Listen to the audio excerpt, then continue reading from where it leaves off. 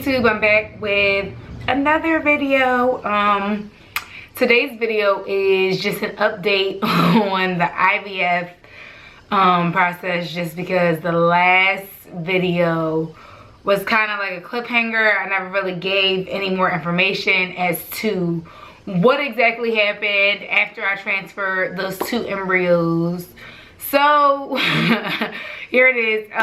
A couple of you guys follow me on my Instagram, which is below in the description box. But if you do follow me on Instagram, then you do know that I am pregnant.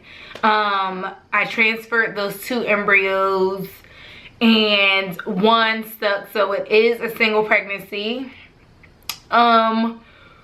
Yeah, that video it took me such a long time to upload that video. I just uploaded it 2 weeks ago, but that actually took place end of March. So, you know, it was just a lot that went into that moment, and just like how I felt and just being so upset at the results. But I mean, you know, regardless of how rocky the actual IVF process was, God blessed me with this 1 pregnancy. So, you know, I'm hoping that for my next child, which I plan to start on not too far after this one, just because, you know, I am getting older and I would like to, I don't want to be 45 and pregnant. So I do plan on starting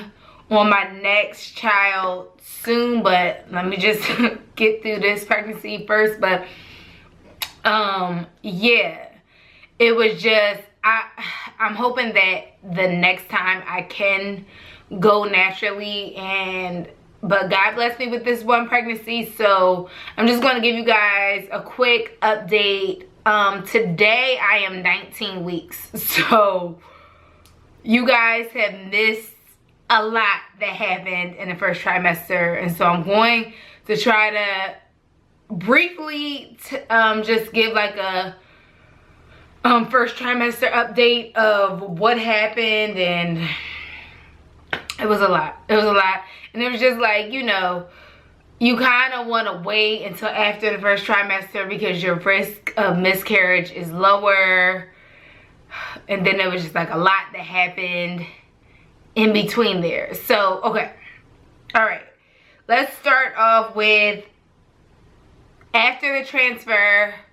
I did the transfer on a Thursday. After the transfer, I probably knew that it worked. So the way this whole situation works, I did a 3-day transfer on Thursday. Probably around that next, so Thursday, March 22nd, I did it. Did the transfer of the 2 embryos. Probably around Sunday-ish, Sunday, Monday-ish is probably when the baby implanted and I became pregnant. And it was just crazy because, you know, trying to get pregnant, and like, you are like, ooh, like you have all of these weird feelings like, ooh, am I pregnant? Am I not pregnant? Like, what I will say is I knew that it worked.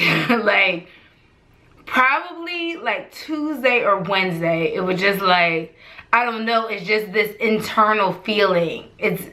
I can't really describe it, but I knew that 1, if not both of the embryos had implanted. I could feel the implantation happening, and also just the way I felt, like body-wise. So probably like Tuesday or Wednesday of the week after the transfer, so almost a week after, I complained about my tongue in like some of my weight loss videos, some of my weight loss surgery videos, and literally the same thing happened. Like, my tongue was like highlighter yellow, and it was just the craziest taste in my mouth. Like, the craziest taste in my mouth for, I mean, it's still kind of there. It's going away a lot, but like, I have been drinking nothing but water because the taste in my mouth, like I'm also a sweets person, and I like to eat like ice cream and like fruit. Anything sweet has just like been turning me off all the way. So that started like literally the second I got pregnant. And then I also got really gassy, like I was just burping a lot, like obnoxiously. And so, you know, you have the 2-week wait until the doctor tells you whether you're pregnant or not. I took a pregnancy test, and I'll post pictures, but I took a pregnancy test maybe a week after the transfer. I took it so Thursday the 22nd, I took it the next Friday. And it was like the faintest line. And I was just like, And so I was like sending it to different people, like, do you see it? Am I crazy? Like, do you see the line there? Like, there's a line there, right? But I didn't want to get too excited because I wasn't sure if it was going to be a chemical or what. So I just kind of like just wanted to keep taking tests to see the line get darker, And so, you know, the line was progressively getting darker. And by the time my period was supposed to come, which was April 4th, that was the day I did my second beta. And when I took the test I took a urine test at home on the day of my second beta, and the line was like so dark. So I was like, okay, I already know what they're gonna say. It was just like for my own personal sanity. So I did know that I was pregnant immediately after after I got pregnant. Like it was immediate. So just pretty much how I had been feeling. The tongue thing, the taste buds thing, like it was just like this weird sweet taste in my mouth. I just cannot explain it.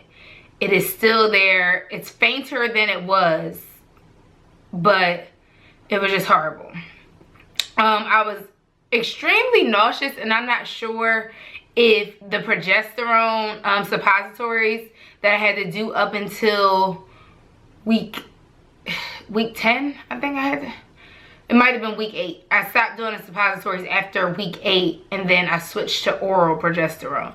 But I was like really gassy and nauseous and bloated, and I wasn't sure if it was from the pregnancy or the progesterone. I would be willing to say the progesterone, just because the bloatedness, like there was no way that like my stomach being so bloated was from the pregnancy, because it was just so early and the baby was like the size of a poppy seed. So after the bloatedness, and I did the progesterone suppositories until week 8, but weekly from the time that I got pregnant, I had to go to the IVF doctor still to you know, get blood work. And then once my HCG hit over 2,000, which was probably like I was 5 weeks, then they started to do ultrasounds. And so week 6 was where it got a little sketchy for me. So week 6, me and my boyfriend, we go in for the ultrasound. We're so excited because at this point you can see the heartbeat, and it's like, oh my gosh, there's the baby, blah, blah, blah, blah, right? Literally. So this is like maybe 8 or 9 in the morning, and we go for the ultrasound. I go to leave from work. Like I said, my doctor's office is right across from my job. I go to leave from work at like 4 p.m. I go to use the bathroom before I go home, you know, because I just wanted to use it before I rode home. And there's blood everywhere. And I was just like, God, is this really happening? Like, we just saw a heartbeat this morning. Like, am I really having a miscarriage? Like, you've got to be kidding me. Like, and when I say blood everywhere, like my entire underwear were filled with blood. So I immediately start freaking out. I call my boyfriend. I'm like, in tears, like, I think I'm having a miscarriage. I go to the doctor's office because I knew that my options were to go to the doctor's office or to go to the ER. I wanted to check, since the doctor's office is right across the street, this was like 4:30. I wanted to check and see if there was like any chance that there was somebody in the office that could just see me really quick to avoid the $100 copay at the ER and the 6-hour-long wait. Thank God my doctor actually was still there.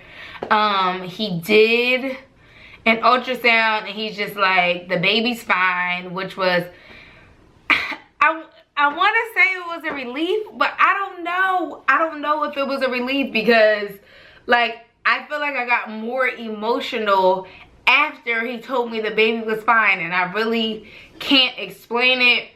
It's just like, you know, after going through this entire process and then just having this scare, it was just like, I probably text 20 people who had had babies before and like asked them had they had bled, you know, during their first trimester. And surprisingly, a good amount of people had experienced bleeding, and a lot of my friends, just my friends and my family, were able to calm me down and just help me feel like everything was going to be okay, because like the amount of blood was just, it was alarming. Like, I literally, I didn't know what to do. So, you know, they went from doing ultrasounds once a week. After the scare with the blood, they went from doing ultrasounds once a week to doing ultrasounds twice a week. And, you know, the baby was fine. And he said that it may have been the internal ultrasound that like irritated my cervix and made me bleed. But it actually ended up being a subchorionic hemorrhage, I think it's called, a SCH, where there was bleeding in my uterus, and he wasn't concerned at all.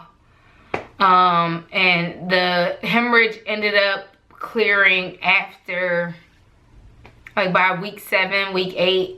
By the time I got discharged from the IVF doctor, which was after 8 weeks, the bleed was cleared up, and, you know, everything has seemed to be going smooth since then. You know, we went to our ultrasound at 12 weeks, saw the baby moving around in there, and then it's just been a journey. It's just been a journey so far. So to update you guys on the IVF process, I am a first-time IVFer, and I did have a successful pregnancy, my first cycle, thank God. Also, I did do acupuncture. I don't know if the acupuncture helped. I mean, it didn't hurt, obviously, because the pregnancy did work, but I did do acupuncture starting like maybe 3 weeks before I did the transfer, and I went once a week, and then I did acupuncture on retrieval day, and I did acupuncture on transfer day.